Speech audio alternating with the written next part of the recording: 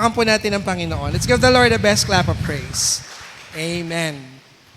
Dako po tayo sa ilan lang po nating mga announcements. At una po, alam na po natin na we come here by 7:30. Let's continue to uphold our vision and our mission as a church.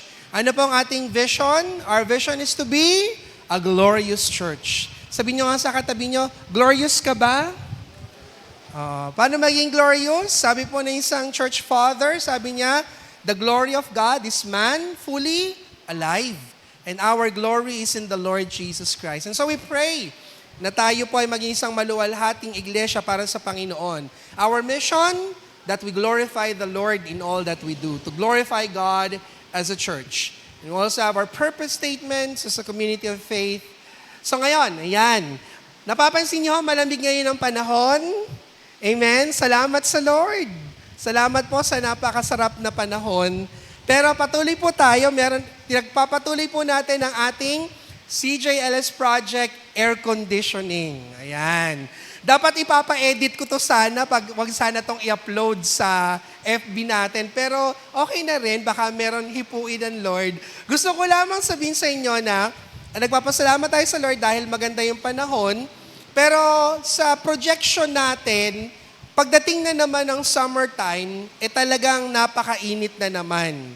And we know that global warming is already a reality that we have to reckon with. Sa ngayon, ang gaganda, hindi nyo kailangan mag-blush on.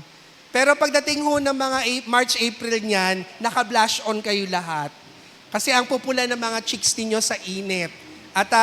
At alam naman natin, ang adjustment na ginagawa natin, nag-iiba tayo ng time schedule ng worship service para maka-adjust lamang sa init ng panahon.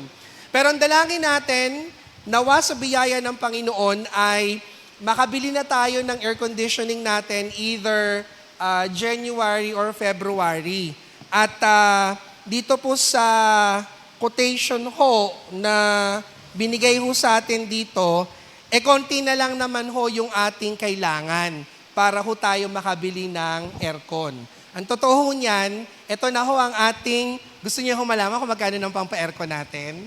Tingnan nyo ha, wala bang drum roll dyan? Wag na. Ito na, ito ang ating pampa-aircon na. Meron na tayong 300,500. Hindi ba kayo natutuwa? Oh. Yan ang natutuwa Oh. Bakit parang nagulat ang finance? Maliit ba o malaki? Maliit pa. Wala namang nagsisimula sa malaki, di ba? So, sa 300,500, ito po, ang binigay po sa aking quotation po dito, ay para po sa 6 na carrier yun no? 7 pa actually, kasi palalagyan natin dito sa children's ministry. Parang nasa 583, no? So, konti na lang. At alam mo natin that the Lord will definitely provide for that. Doon po sa configuration na yon, 4 dito sa baba, 2 doon sa itaas, 1 doon sa children's room. Kasi mga bata ho natin, ayaw nating lumabas silang na tinapa sa loob. So, pag-pray po natin. And alam ko po, marami ho kayong mga 13th month, baka pwede kayo magbigay. Pero hindi ho yun yung reason kung bakit sinasabi ko yan. Alam ko po, sa biyaya ng Panginoon, may nangako nga ho sa akin, sabi gano'n, pag nakuha ko yung commission ko, maglalaan ako para dyan. Marami nang nagsiseed money para sa air conditioning po natin. At, sabi nga ho dun sa usapan namin sa finance ministry chat nakalagay pa parang winter is coming. Ang kinakatakot ko lang, Kuya Boy, baka pag malamig na, matulog na yung mga tao dito. Yun lang kinakatakot ko. Pag malamig na, baka magdala na ng unan, kumot, banig, makita mo, humihilata na dyan. O kaya, nakadilat, pero totoo, tulog. So wag naman ho na tayo wag ho tayo matulog kapag may aircon na ho tayo. Pero purihin po ang Panginoon sa lahat po ng inyong mga pagkakaloob. And we thank the Lord that konti na lang by His grace, ay matatapos na po natin ito. Sa ating pong prayer meeting, siguro anuhin ko to, sa darating po na Miyerkules, December 4, ang ating pong magli-lead ay ang Mighty Men of Judah. At si Elder Nadi po, ako po ay napakiusapan na ako po muna ang mag-take charge. Itinan na kita. So ikaw ang exhorter sa darating na Miyerkules. Okay yan. At dahil sa ikaw ang exhorter, pwede mo na ring ituloy sa pananalangin. At ikaw na exhorter at saka prayer leader at the same time. Yung iba pang mga parts, ibubulong ko na lang ho. Pero ang ating pong mga mighty men, ang magli-lead po ng prayers natin. Gusto ko marinig ang exhortation ni Kuya Ray at saka yung prayer leading niya sa darating na December 4. December 11, Roses of Sharon. Alam ko na meron naman ng schedule the Roses of Sharon. Heaven's Herald. At sa December 25, yun po ay araw ng Pasko, wala po tayong prayer meeting. Kaya lang po, may Christmas service po tayo noon. At ang Christmas service po noon ay 8 to 9 lang. Para pagdating po ng 9 o'clock, makakaalis pa kayo at makakapag-aginaldo pa kayo, no? So meron po tayong 1 oras lang ho na Christmas service. Malay nyo, baka doon tayo magpa-raffle. Di ko rin alam. Di ko rin alam kung baka magpapamigay tayo ng aginaldo. Pero baka naman ho sa Christmas na lang ho yun. So, December 25, dahil in effect, December 22 ang ating Christmas party. At i-announce po yung details noon sa darating po na mga Sunday. Baka ho kayo ay pagsuotin ho ng trahe de boda, baka ho pagsuotin kayo ng costume na pang-ethnic. Di ho natin alam kung ano mapag-iisipan ng ating program committee. Gusto rin po nating palakpakan ng Panginoon sa buhay ng mga nag-celebrate ng birthday ng November. Palakpakan po natin ang Panginoon sa kanila pong buhay. At dahil sa tapos na ang November, binabati po natin ang lahat. Isang bati na lang. Ang apo ko, si Avia, si Sister Monique, Sister Ella, si Ate Rose, si Sister Faye na nagsundo ngayon, Sister Julie, Sister Ivy, si Ate Mel. Bakit dalawa si Ate Mel? Mel de Castro. And hindi ko na ma-edit yan dalawa niya kasi. Si Brother Pat, si Nana Maria nandun na sa makabilang bakod na siya, sa kabilang church na siya. Si Sister Patricia Magtibay, si Ate Dayan, si Kuya Eric, at saka si Ate Aida Fajardo. Palakpakan po, Tita Aida, palakpakan po natin ang Panginoon sa buhay po ng ating mga birthday celebrators. Ayan po. At gusto ko rin pong sabihin, ito totoo na to, wala naman na sigurong bagyo sa darating na Sabado. Itutuloy na po natin yung ating postponed. Si Kuya Boy. Kuya Boy, salamat po sa hopya. Belated happy birthday din po kay Kuya Boy. Kaya pala na doble Sister Mel kasi nga dapat pala yung slot na yon kay Kuya Boy. Ayusin nyo So si Kuya Boy. So darating po na Saturday 9 a.m., tuloy po natin ang ating workers meeting December 7. Back to back po yan dahil sa darating naman po na December 8, bagaman ho nagsundo ho ang ating ministry head ng finance, si Ate Faye, ay meron pong finance meeting kasama po ng mga ministry heads. Ang finance ministry po ang nagpapatawag ng meeting December 8. Ang oras po, 11 a.m. to 1 p.m. At kahit hindi ho kayo ministry head at gusto ho ninyong marinig ang financial report ng church, open po. Wala ho kaming confidential fund. Labas po lahat. Kahit sa Congress inquiry, sasagutin po namin ang lahat ng tanong po ninyo. So bukas po yon. At ito po, sabi po ni Ate Faye, ang magiging agenda po ay review of financials, discuss policies and church finance processes. At ang pinakamasaya, pakain ho nila. Hindi ho, dito po sa atin sa CJLS, ayaw po namin kayong nagugutom. Kaya ho, kung kayo po ay ministry head at gusto nyo pong umattend sa finance ministry open house na meeting, please attend December 8, 11 a.m. to 1 p.m. At last but not the least po, sabay-sabay nga po natin sabihin ang ating confession. I take refuge in the Triune God, the Father, the Son, and the Holy Spirit. I take refuge in the teachings of the Bible and sound doctrines, and I take refuge in the church, the community of believers. Palakpakan po natin ang Panginoon sa umagang ito. Malakas na palakpak sa Diyos na buhay. Purihin po ang Panginoon. Alam ko po na sinabi ko po na sa susunod po na quarter ay Basic Sunday, pero ako na po mismo ngayon ang nag-take ng break sa Basic Sunday. Hindi ko na ho kinaya. Ako na ho mismo. Pero pag-pray po natin si Pastor DM sa darating po na linggo, siya po ang gagamitin ng Panginoon sa ating pong pulpito. Amen po ba? So let us pray for the Lord's anointing to be upon Him as He delivers the word this coming Sunday, December 8. Ngayon, nag-Basic Sundays po tayo at alam naman po natin na last Sunday po, ang ating pong naging topic ay tithing, no? Nagpapasalamat po ako sa Panginoon sapagkat bagaman ho, napaka-basic, kumilos pa rin po ang Panginoon at naintindihan po natin ang kahalagahan ho ng pag-iikapo. Ngayon gusto ko hong ituloy yung call to worship kanina. At gusto ko lamang pong bigyan ng biblical emphasis yung katuruan po natin about Advent this morning. And so, sabi ko nga, continuation lamang to ng call to worship natin because we would like to see, is there any biblical basis for Advent? Meron ba talagang biblical teaching tungkol dito? And so, what we're going to do is a continuation of our study this morning on Advent. And I'd like us to open our Bibles in the book of Galatians chapter 4, verses 1 up to 7. Ito po ang ating mababasa. Ito ang ibig kong sabihin, sabi po ni Apostol Pablo sa Aklat ng Galacia, habang bata pa ang tagapagmana, hindi siya nakakahigit sa isang alipin kahit na siya ang may-ari ng lahat. Amen po ba? Sa halip, siya ay nasa ilalim pa ng mga tagapangasiwa at mga katiwala hanggang sa panahong itinakda ng kanyang ama. Ang tawag po diyan, kung halimbawa po ay sa isang monarkiya, at meron pong isang bata, siya po yung susunod na magiging hari. Kapag bata pa po yun, hindi po siya kaagad uupo bilang hari o reyna. Meron pong mas nakatatanda na mamamahala muna sa part niya. Ang tawag po doon, regency.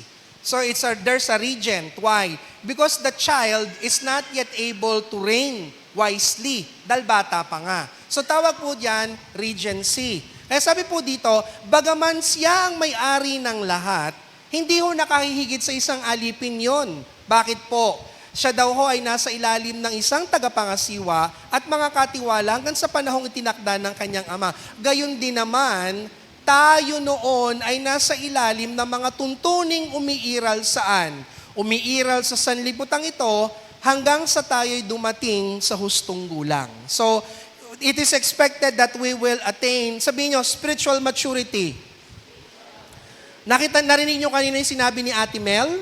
Pag spiritually matured na, hindi na dapat laging pinagsasabihan. Kaya meron tayong sinasabi, di ba? Pag matanda ka na, makuha ka sa isang salita. Sa isang tingin nga, dapat pwede rin eh. Ang totoo niyan, hindi na tayo dapat laging pinapaalalahanan. Dahil ang paalala daw ay gamot sa taong nakalilimot. Ngayon, tuloy po natin dito, sabi sa verse 4.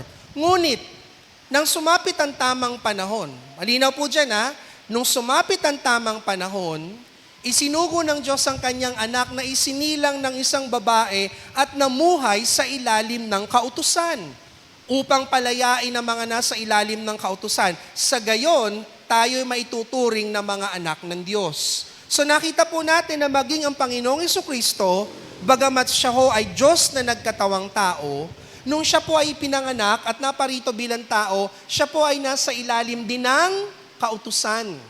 At hindi po siya nakahihigit sa kautusan. Ngayon, tuloy po natin dito. Sabi po dito sa verse 6, at dahil kayo'y mga anak ng Diyos, isinugo niya ang espiritu ng kanyang anak sa ating mga puso na tumatawag sa Diyos ng Ama, Ama ko. Ginawa kayo ng Diyos na mga anak at hindi na mga alipin, at kung gayon, kayo'y mga tagapagmana niya. Pagpalain ng Diyos ang pagkakabasa ng kanyang buhay at banal na salita. Ang ating pong pag-aaral sa umaga pong ito ay patuloy po doon sa ginagawa po nating pag-aaral on Advent. And I just want to emphasize a few biblical notes on Advent. Ngayon, pag napakinggan niyo po yung salitang Advent, ano po ang dating sa inyo ng salitang Advent? Positibo po ba o negatibo?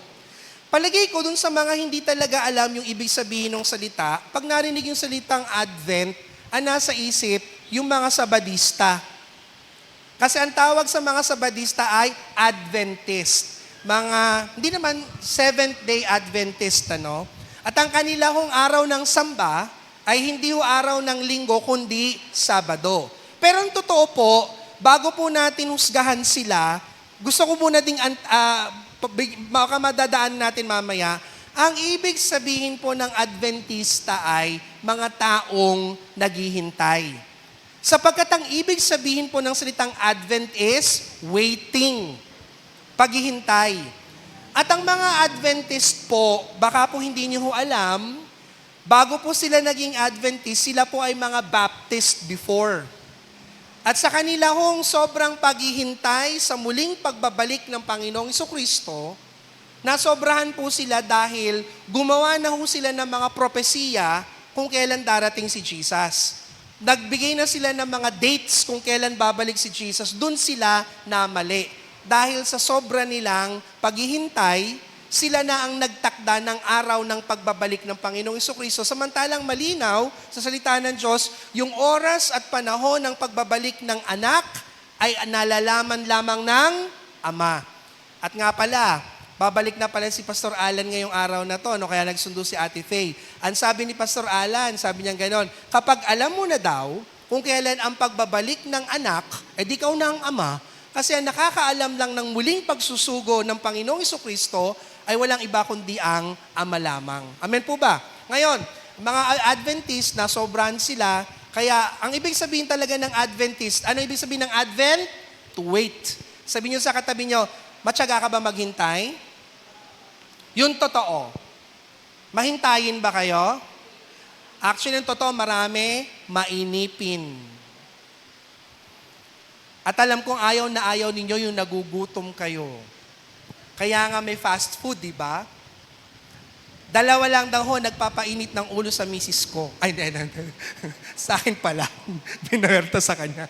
Mainit ang ulo ko kapag ako gutom at wala akong tulog. Yun. Kaya dapat hindi ako pinaghihintay. Pero ayaw natin naghihintay. Pero totoo, Advent means to wait. Now, tingnan po natin, bago ho tayo tumuloy, tingnan ho natin yung struktura ng pag-aaral sa aklat ng Galatia. The book of Galatians is all about the gospel of grace. And kung titingnan po natin, pag binasa po natin yung naunang mga kabanata, Galatians chapter 3 verses 1 up to 14, itinatalakay po doon ni Apostol Pablo ang kautusan at pananampalataya. Alin daw anya ang mas mahalaga sa dalawa? Ito po ba ay kautusan at pananampalataya?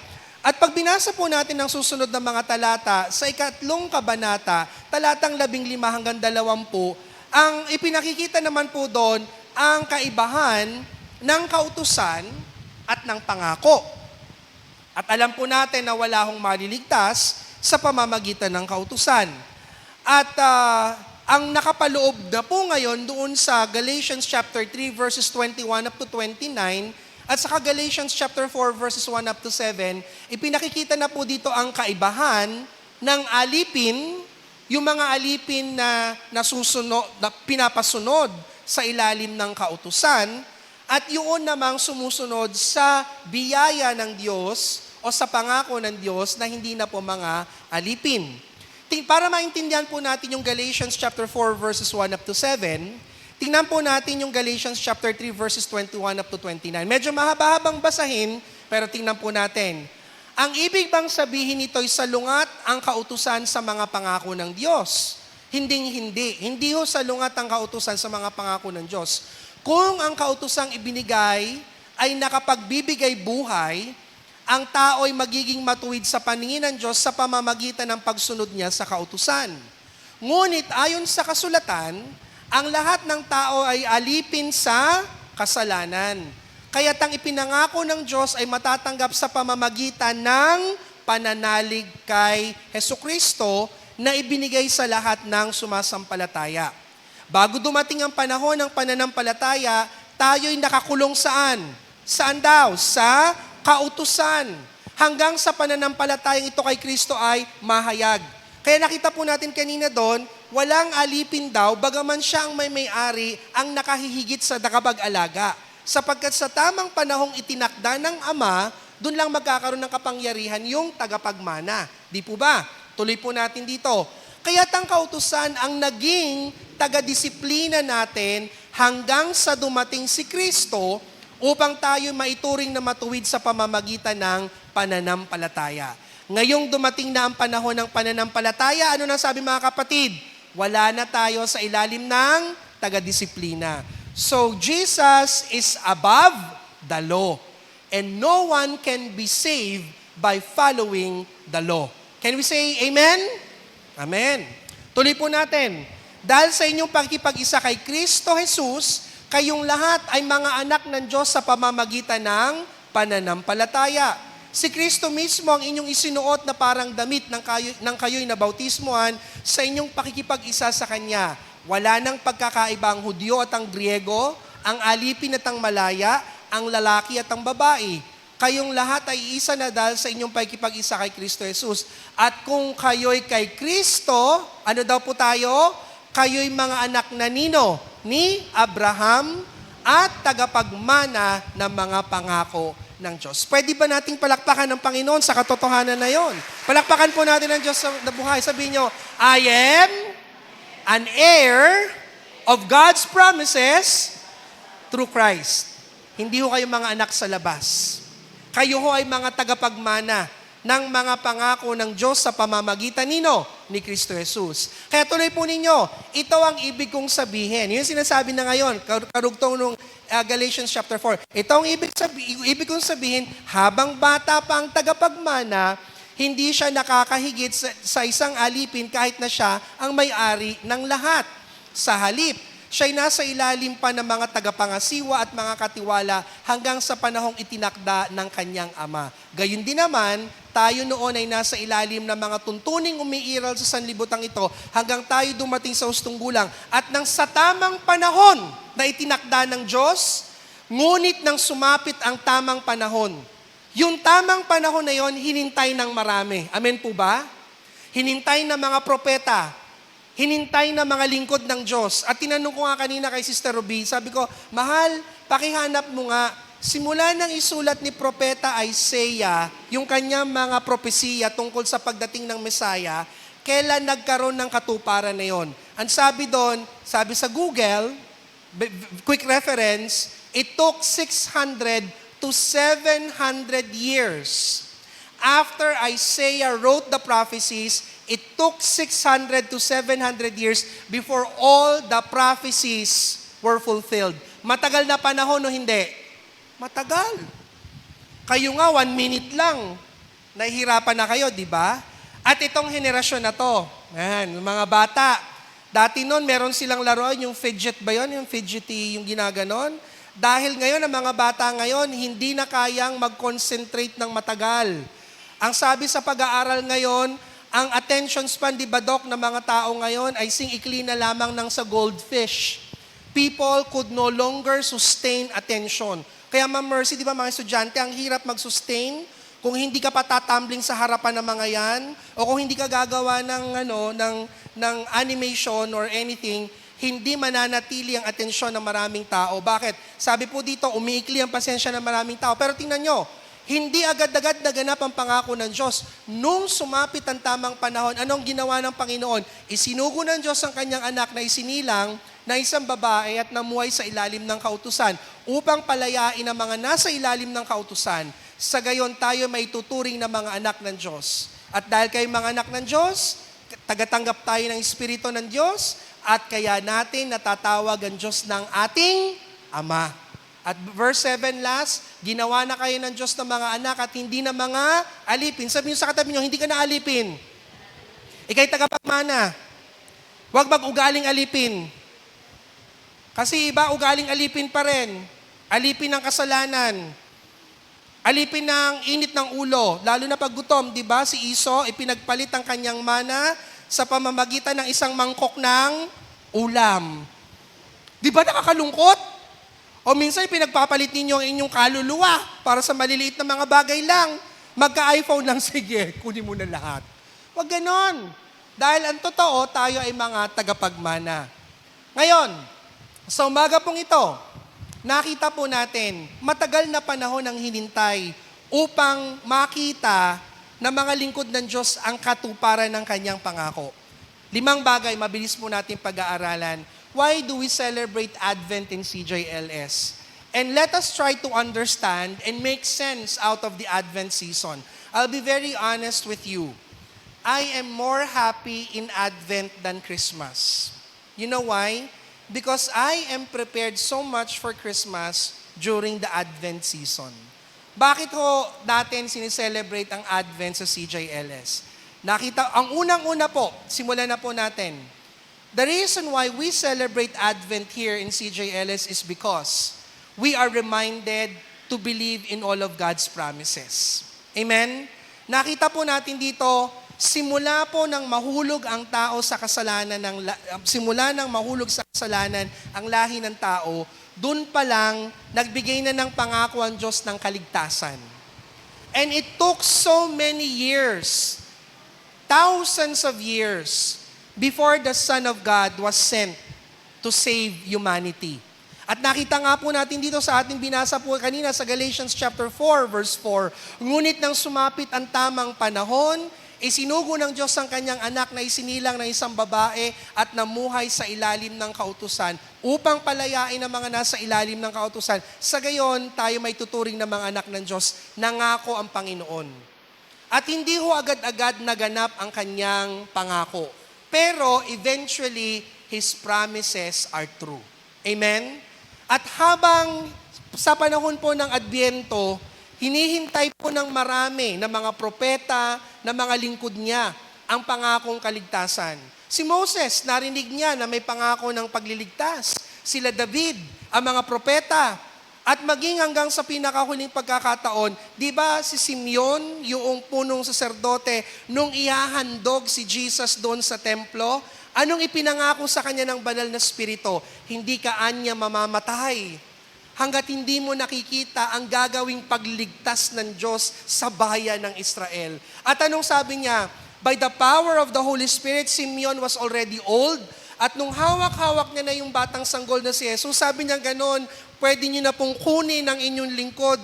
Pwede niyo na po akong kunin sapagkat nakita ko na ang gagawin mong pagligtas sa bayan ng Israel. Napakatagal na panahon ang hinintay, pero natutupad ang pangako ng Diyos. Amen?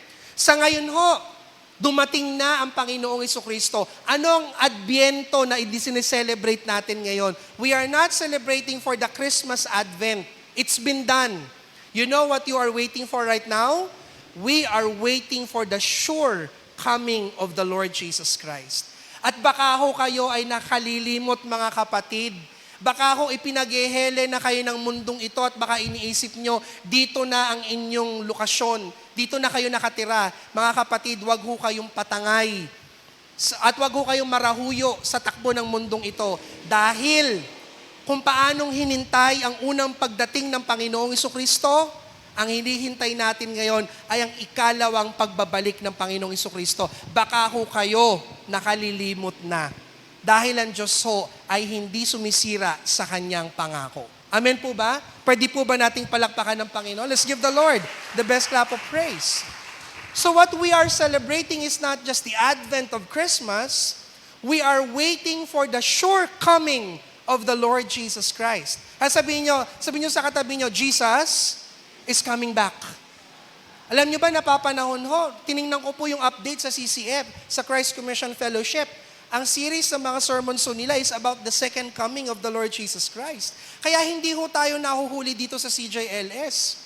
Ang totoo niyan, baka ho nalilimutan ho ninyo, baka nararahuyo na po kayo sa takbo ng mundong ito, nalilimutan nyo, may hinihintay tayong muling pagbabalik.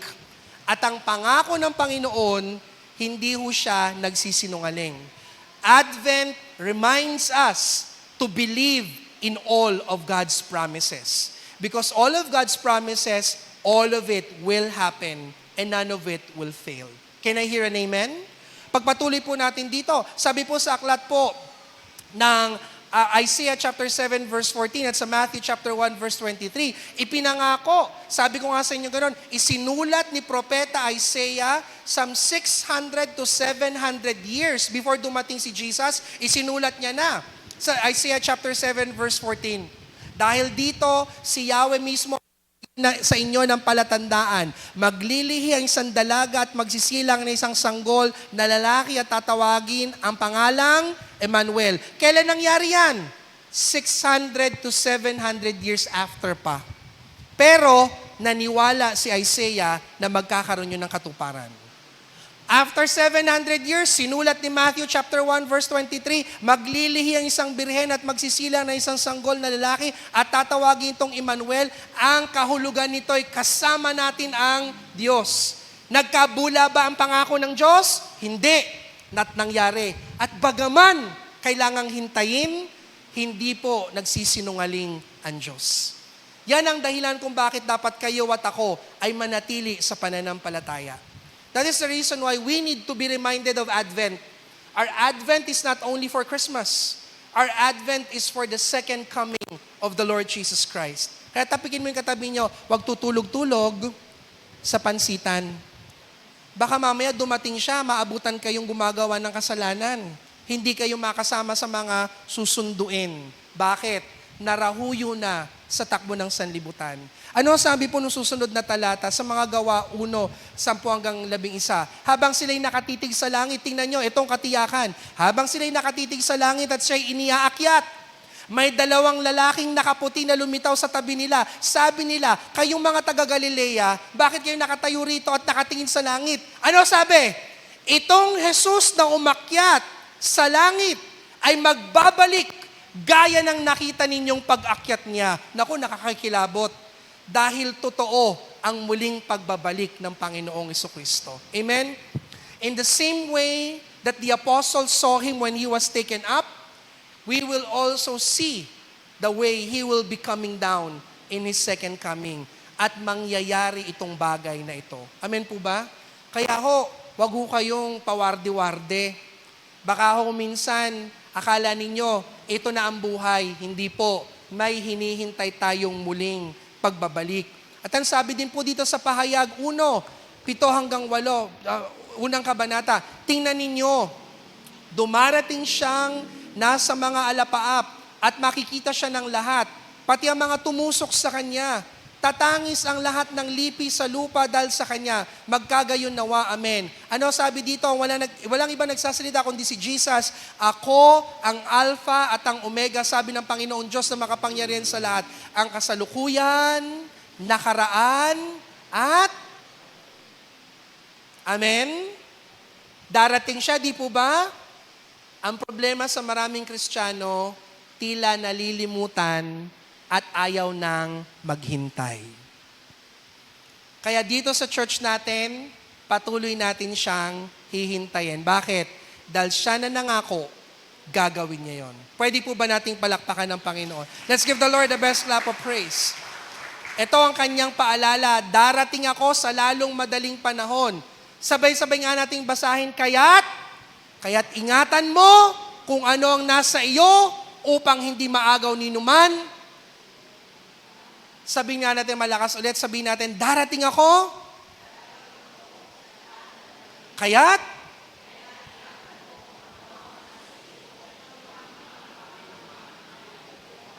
Kita nyo? Sino nagsabi niyan? Si Jesus mismo.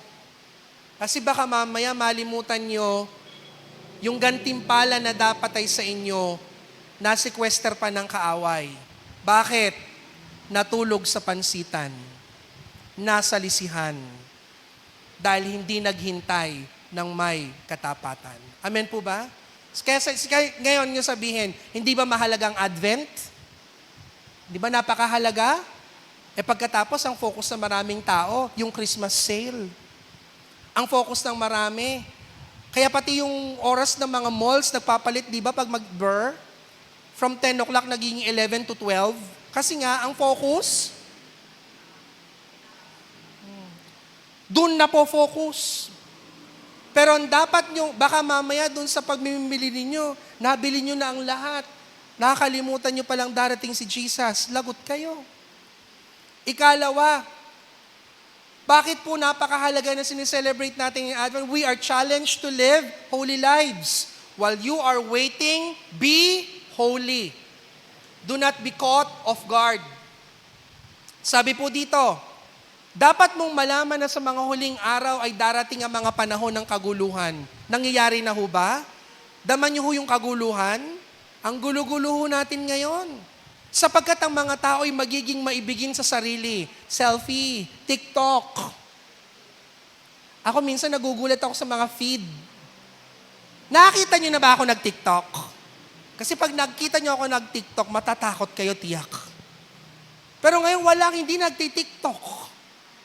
Walang hindi buti nga, mali kasi Wayne yung bisig ko eh.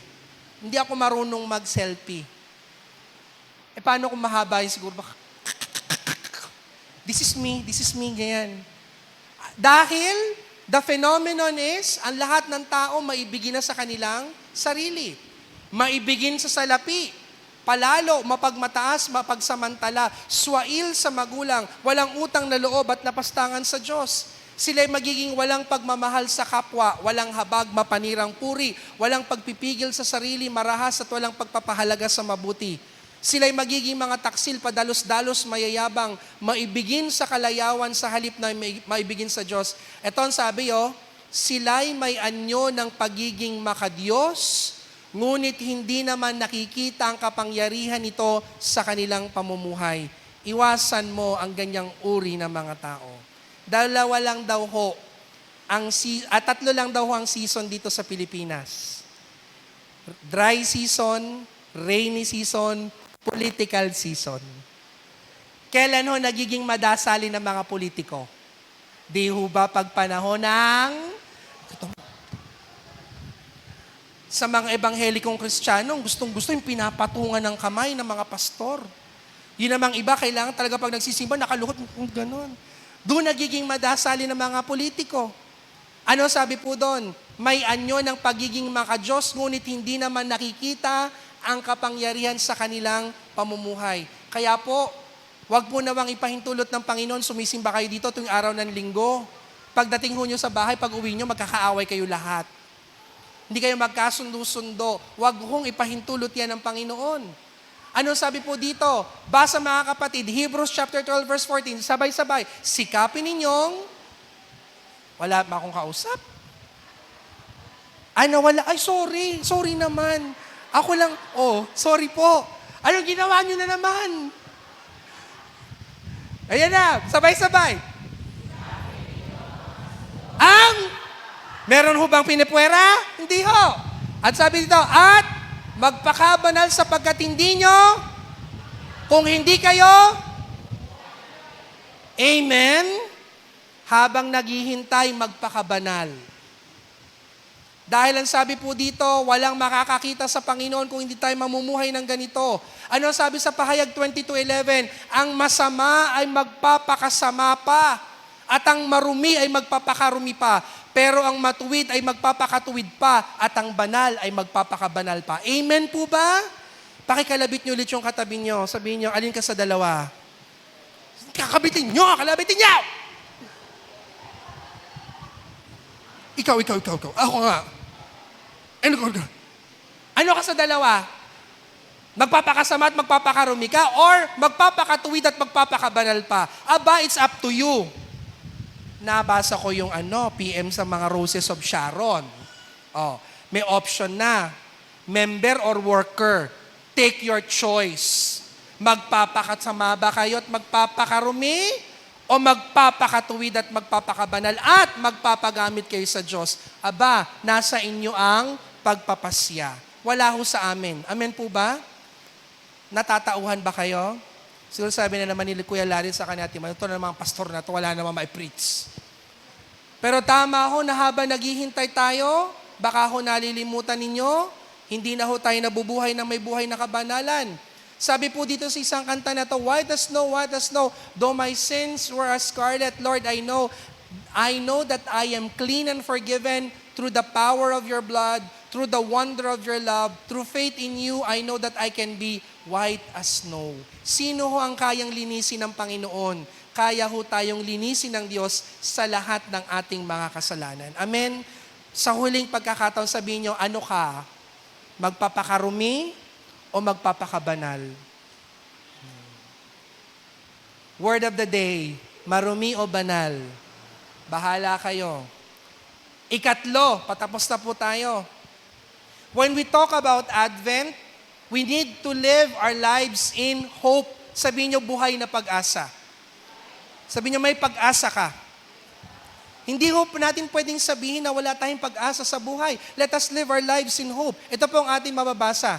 Ngunit napawi na ang dilim sa bayang matagal nang namimighati.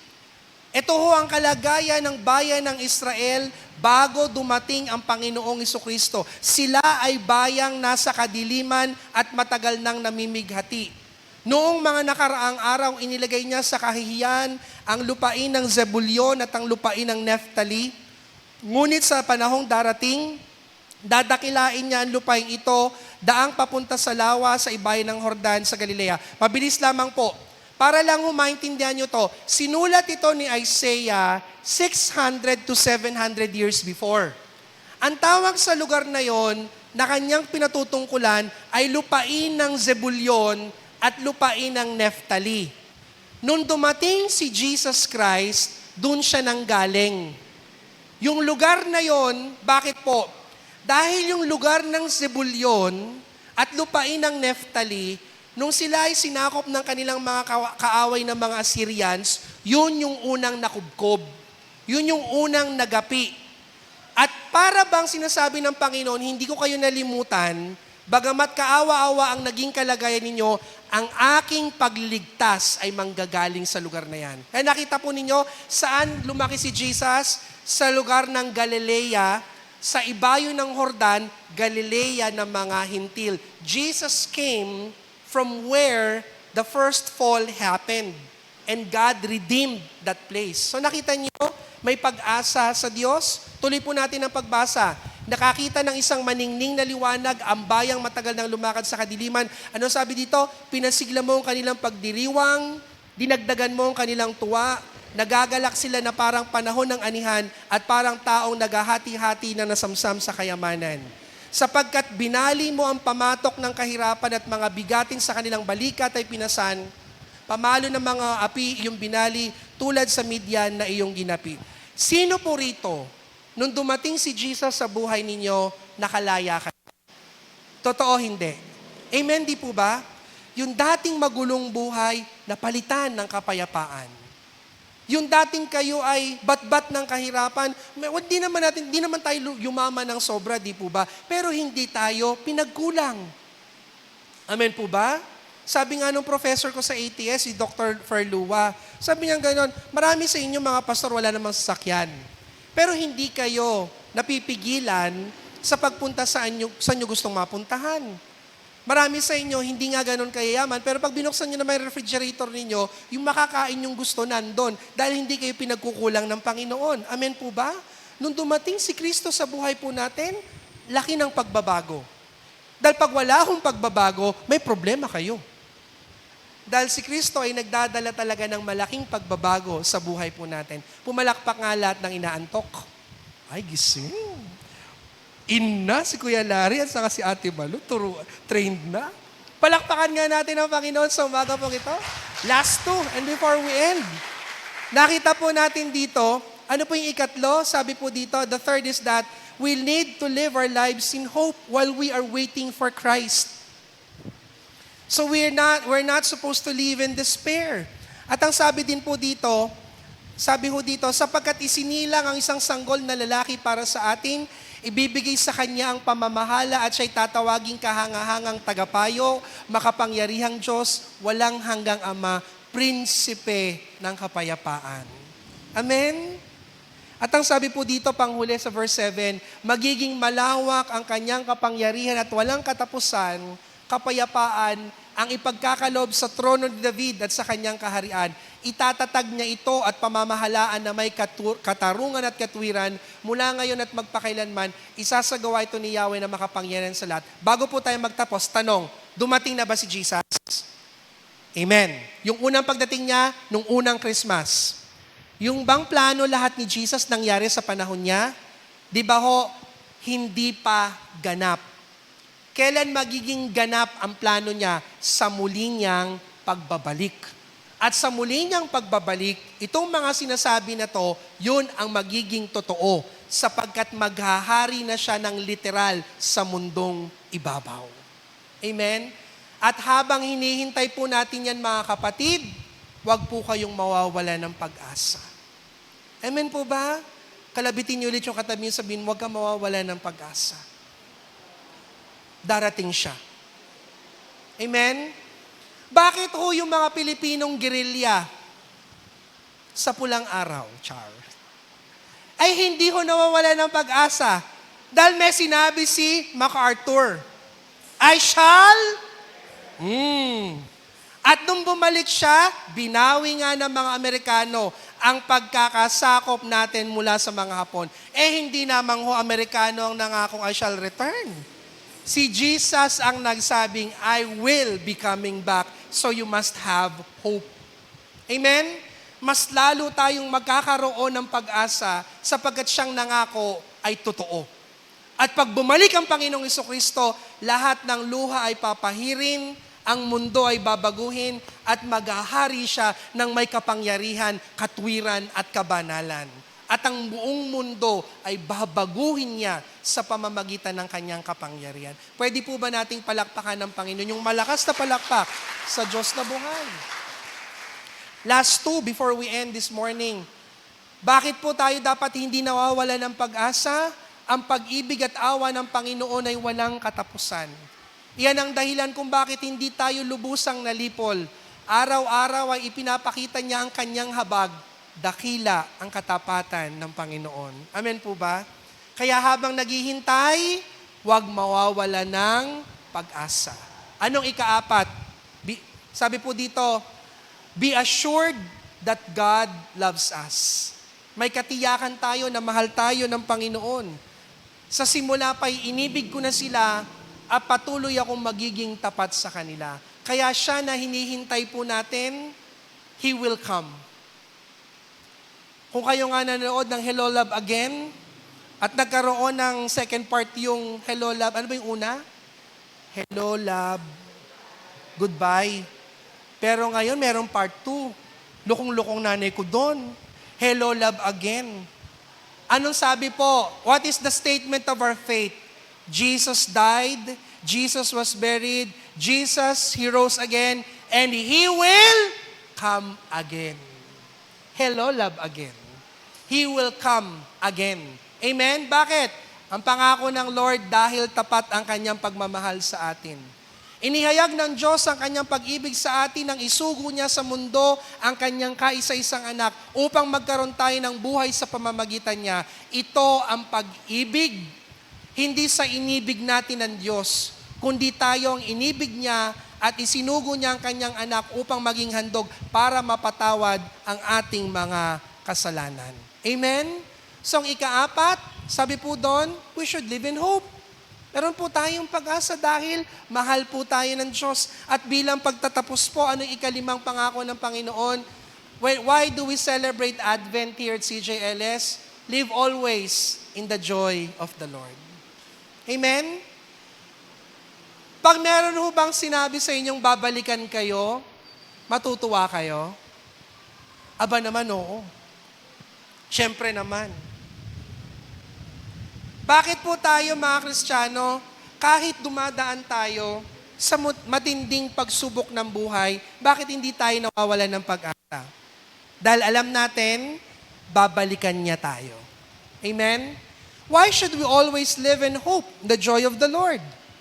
Pasalamatan natin ng Diyos at Ama ng ating Panginoong Jesucristo dahil sa laki ng habag niya sa atin. Tayo'y binigyan niya ng isang panibagong buhay sa pamamagitan ng muling pagkabuhay ni Jesucristo.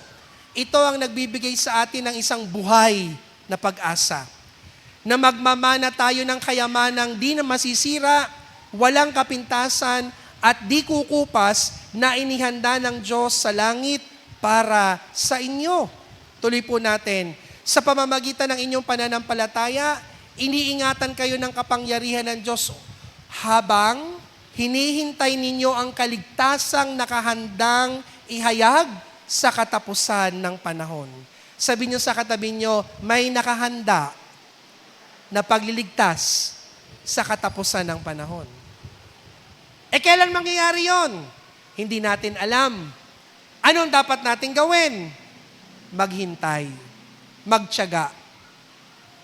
Ano sabi po dito sa verse 6? Ito'y dapat ninyong ikagalak kahit na maaring magdanas muna kayo ng iba't ibang pagsubok sa loob ng maikling panahon. Ang ginto, bagamat nasisira, ay pinapadaan sa apoy upang malaman kung talagang dalisay. Gayon din naman ang inyong pananampalataya na higit na mahalaga kaysa ginto, ay sinusubok upang malaman kung ito'y talagang tapat. Sa gayon kayo'y papupurihan, dadakilain, at pararangalan, kailan daw? Sa araw na mahayag si Jesucristo. Amen? Sino gusto dito magkaroon ng honor sa pagdating ni Jesus? Ay magpakatatag kayo.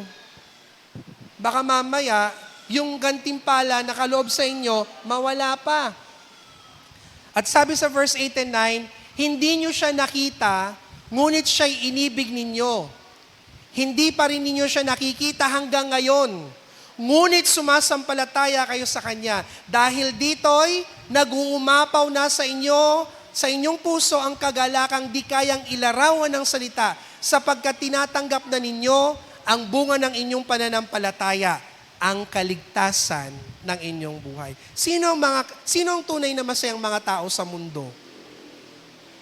Yung totoo, hindi naman yung mga mapera eh. Totoo, masaya tayo pag may pera. Pero pag nawala na yung pera, masaya ka pa ba? Kung sasabihin mo, kung ako pastor, wala ka masaya. Masaya ako pag may pera. Pero hindi ang pera ang nagpapasaya sa akin. Kasi kahit walang pera, wala akong wrinkle cell. Wala kaming ganung karaking pera. Pero hindi pera ang nagpapasaya sa akin. Hindi rin naman posisyon, hindi rin naman kapangyarihan. Ano ang tunay na nakapagbibigay ng kagalakan sa isang Kristiyano? Sabi po dito, natanggap na daw natin ang bunga ng ating pananampalataya, ang kaligtasan ng ating buhay. Kaya habang hinihintay po natin sa kanila, sabi niyo sa katabi niyo, be filled with joy. Sabi niyo, maging maligaya ka sa Panginoon. Hanapin mo ang kaligayahan mo sa Lord, hindi sa jowa. Huwag mong hanapin ang kaligayahan mo sa posisyon. Oo, masaya tayo sa mga bagay na yan, pero ang tunay na makapagbibigay sa atin ng kaligayahan ay walang iba kundi ang Panginoong Jesucristo. Ano sabi? Magalak kayong lagi. At ang sabi po dito na po tayo magtatapos, Romans chapter 8, 31-39, ang pag-ibig ng Diyos. Ano pa ang masasabi natin tungkol dito? Kung ang Diyos ay panig sa atin, sino ang makakalaban sa atin? Kung ang sarili niyang anak ay hindi niya ipinagkait, sa halip ay ibinigay para sa ating lahat, hindi kaya niya ibibigay ng masagana sa atin ang lahat ng bagay. Sino ang makakapagharap ng paratang laban sa mga hinirang ng Diyos? Gayong ang Diyos ang nagpapawalang sala sa kanila. Sino ang hahatol upang sila'y parusahan? Si Kristo Jesus ba na namatay? Ngunit higit sa lahat ay muling binuhay at ngayon ay nasa kanan ng Diyos upang mamagitan para sa atin. Sino ang makapaghihiwalay sa atin sa pag-ibig ni Kristo? Ang kaguluhan kaya? Ang kapighatian, pag-uusig, pagkagutom, kahirapan, panganib o kamatayan? Ayon sa nasusulat, dahil sa inyo, buong araw kaming pinapatay, turing nila sa amin ay mga tupang kakatayin lamang. Hindi. Sabay-sabay nga natin sabihin sa verse 37, hindi. Sa lahat ng mga ito, tayo'y laging higit pang magtatagumpay sa pamamagitan niya na nagmamahal sa atin. Sapagkat natitiyak kung walang makapaghihiwalay sa atin sa kanyang pag-ibig, kahit ang kamatayan o ang buhay, ang mga anghelo, ang mga pamunuan at mga kapangyarihan, ang kasalukuyan o ang hinaharap, ang kataasan o ang kalaliman, o alinmang nilalang ay hindi makapaghihiwalay sa atin sa pag-ibig ng Diyos na ipinagkaloob sa atin sa pamamagitan ni Kristo Jesus na ating Panginoon. Amen po ba? So nakatutuwang isipin, may pag-asa talaga tayo sa Diyos. So in conclusion, Advent is about anticipating Jesus' second coming at the end of time. We don't know when He is coming back, but for sure, He is coming back. And while we are waiting for Him, for this reason, Advent is a season for reflection, repentance, confident expectation, and hope that Christ is coming again. Amen? Pwede po ba nating palakpakan ng Panginoon? Yung malakas na palakpak sa Diyos na buhay. Bakit tayo may pag-asa? We are reminded to believe in all of God's promises. We are challenged to live holy lives. Let us live our lives in hope. Be assured that God loves us. Live always in the joy of the Lord. Happy Advent, CJLS people. And may you all continue to remain in the Lord. Sandali po tayong yumuko at pumikit. At sa ilang saglit po ng katahimikan, hilingin po natin sa Panginoon, patatagin niya po tayo habang tayo ay naghihintay sa muli niyang pagbabalik. Habang hinihintay, katulad ng ginawa ng mga propeta, na mga naunang lingkod ng Diyos, matagal na panahon bago dumating ang Panginoong Jesucristo. Sabi dun sa binasa natin sa Galatians chapter 4, dumating ang pagsusugo sa Panginoong Jesucristo sa panahong itinakda ng Ama. Pero bagaman natagalan, ang kanyang panahon ay hindi maaga, hindi huli. God's time is perfect timing. So as we come to the Lord this morning, napapagod ka na ba? Naiinip ka na ba? Baka nawawalan ka na ng pag-asa. Kapatid, darating siya. At sa muli niyang pagbabalik, madadatnan ka ba niyang handa? O baka ikaw ay nakalimot na at baka natangay ka na sa takbo ng sanlibutan ito. Hilingin niyo sa Panginoon, Lord, kunin niyo po ang puso ko.